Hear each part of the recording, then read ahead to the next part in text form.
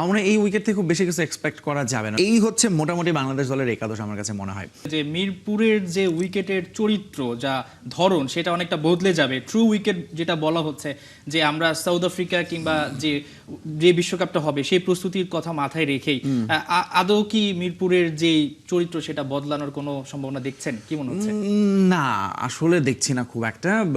এখানটা home advantage বলতে একটা ব্যাপার আছে, আমরা তো সবসময় সেটা হোম নিয়ে থাকি। অ্যাডভান্টেজ তো অবশ্যই, তার বাইরেও হচ্ছে এই উইকেটটাতে আপনি দেখেন বহু বছর ধরেই আলাপ হচ্ছে, আমাদের কিউরেটার চেঞ্জ হয়েছে, বিপিএল এর কথা বলা আছে, নতুন উইকেট পাওয়া যাবে, ডিফারেন্ট উইকেট হয়নি, সেটা বিসিএল এর এখানে খেলা হয়েছে, বাংলাদেশ রিসেন্টলি প্রস্তুতি ম্যাচও খেলেছে, বাট স্টিল আমার এই উইকেট থেকে খুব বেশি কিছু এক্সপেক্ট করা যাবে না। শেষ পর্যন্ত স্পিনাররা হয়তো একটু আর্লি হয়তো পেসাররা সুবিধা পাবেন, বাট এগেইন পাকিস্তান যদিও তারা গুরুত্ব দিচ্ছে এবং শাহিন আফ্রিদি রীতিমতো প্রেস কনফারেন্সে বলেছেনই যে তিনি আসলে পাকিস্তান পরিচিতই হচ্ছে পেস বোলিংয়ের জন্য, আমাদের পেসাররা গতির ঝড় তুলতেই চায়।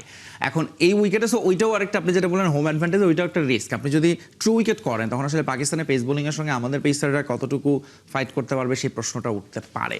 সেই জায়গাটা আপনি স্ট্রং জোন যদি স্পিন হয় এবং সেইটাতেই যদি আপনি হোম অ্যাডভান্টেজ নিয়ে খেলেন, আমার মনে হয় সেটা খারাপ না। কিন্তু মিরপুরের এই উইকেটটা থেকে আসলে আপনি খুব বেশি কিছু, যেরকম বলা হচ্ছে আমাদের টিম ম্যানেজমেন্ট বলছে, ক্যাপ্টেনও বললেন আমরা সাউথ আফ্রিকায় খেলবো, সো ট্রু উইকেট দরকার, কিন্তু আসলে মিরপুরের উইকেটে ট্রু উইকেট পাওয়াটা রাতারাতি ইজ নট পসিবল। আমার মনে হয় লম্বা সময় লাগবে উইকেটের ক্যারেক্টারটা বদলাতে।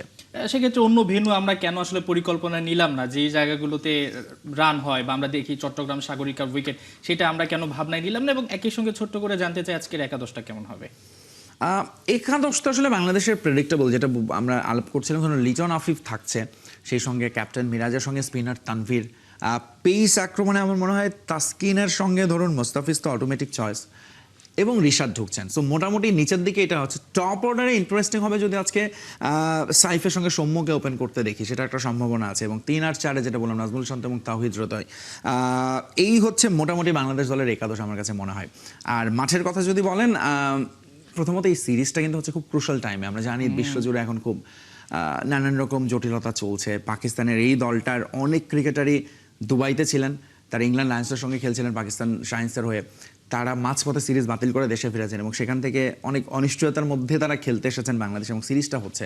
ফলে আমার মনে হয় যে এটা ঘিরে আসলে বাড়তি কিছু চিন্তা করার সুযোগ ছিল না, যতটা সম্ভব লিমিটেড করে করা যায় সেটাই আসলে বেটার মনে করেছে দুই দলের ক্রিকেট বোর্ড, এবং সে কারণেই আমার মিরপুরটাকে শুধুমাত্র বেছে নেওয়া হয়েছে।